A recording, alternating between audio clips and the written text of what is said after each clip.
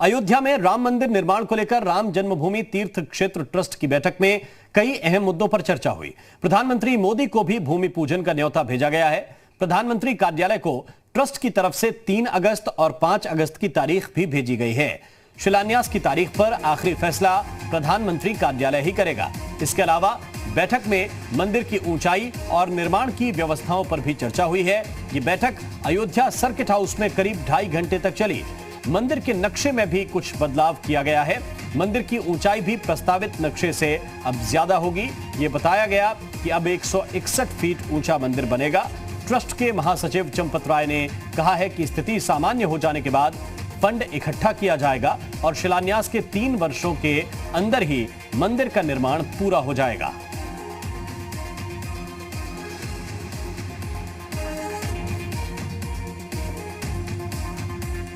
और हमारे संवाददाता विनोद मिश्रा इस वक्त हमारे साथ अयोध्या से सीधे जुड़ रहे हैं। उनकी तरफ हम रुख करते हैं। विनोद, क्या क्या बातें तय हुई हैं और सबसे महत्वपूर्ण बात यह कि क्या प्रधानमंत्री का आना तय माना जाए? बिल्कुल, सबसे इंपॉर्टेंट, सबसे महत्वपूर्ण यही है कि पीएम मोदी अयोध्या आएंगे। राम जन्मभूमि निर्माण के लिए, राम मंदिर निर्माण के लिए जो भूमि पूजन होना है उसमें शरीक होंगे, उसमें शामिल होंगे, खुद भूमि पूजन करेंगे। तारीखों को लेकर 2 तारीखें भी तय कर दी गई हैं, 3 अगस्त और 5 अगस्त। इन 2 तारीखों में से एक तारीख पीएम को तय करना है, पीएमओ को तय करना है। जो पीएम के शेड्यूल के मुताबिक होगा, पीएमओ से तय करेगा कि वो 3 अगस्त को आएंगे या 5 अगस्त को। तो 2 तारीखें आज ट्रस्ट ने अपनी तरफ से भेज दी है, क्योंकि पीएम ने सहमति जताई है आने के लिए।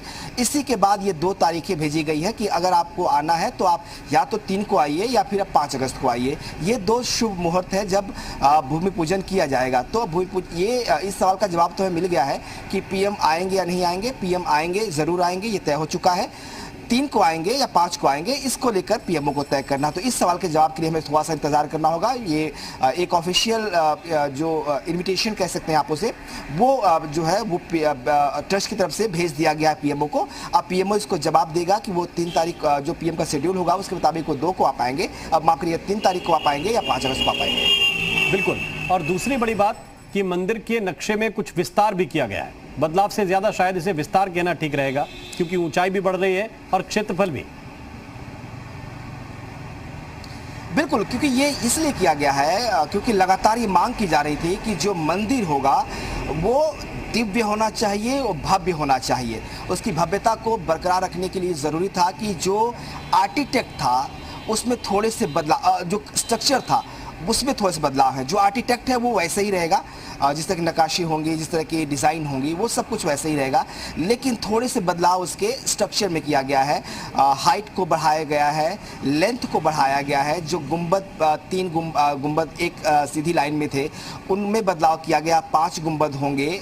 जो एरिया होगा उसको भी थोड़ा सा बढ़ाया जाएगा। पहले 70 एकड़ था शायद, अब उसको 100 एकड़ कर दिया जाएगा। तो ये बदलाव है और इसलिए है कि भव्यता और दिव्यता उसकी बरकरार रहे। लगातार ये कहा जा रहा था कि अयोध्या में इतने लंबे अरसे बाद, इतनी लंबी लड़ाई के बाद अगर मंदिर बन रहा है तो वो दुनिया में एक मिसाल भी बने, उसकी भव्यता, उसकी दिव्यता जो है एक मिसाल के तौर पर हो।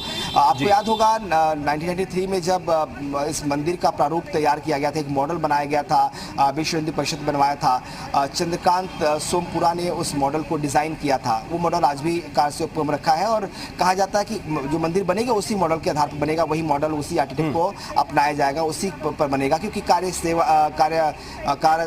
जो कार्यसेवकपुरम है, जो हाँ कार्यशाला है, वहाँ पे जो पत्थरों की तराशी हुई है उसी डिज़ाइन में उसी तरह की नक्काशी उन पत्थरों पर की गई है। जो पिलर्स होंगे 212 पिलर्स के हैं, तो उसी तरह से उसको डिज़ाइन किया गया। तो वो डिज़ाइन में चेंज नहीं होगा, थोड़ा सा स्ट्रक्चर में चेंज करके उसके, जैसे आपने कहा कि विस्तार किया जाएगा, तो विस्तार करके उसको और दिव्य और भव्य बनाया जाएगा। आज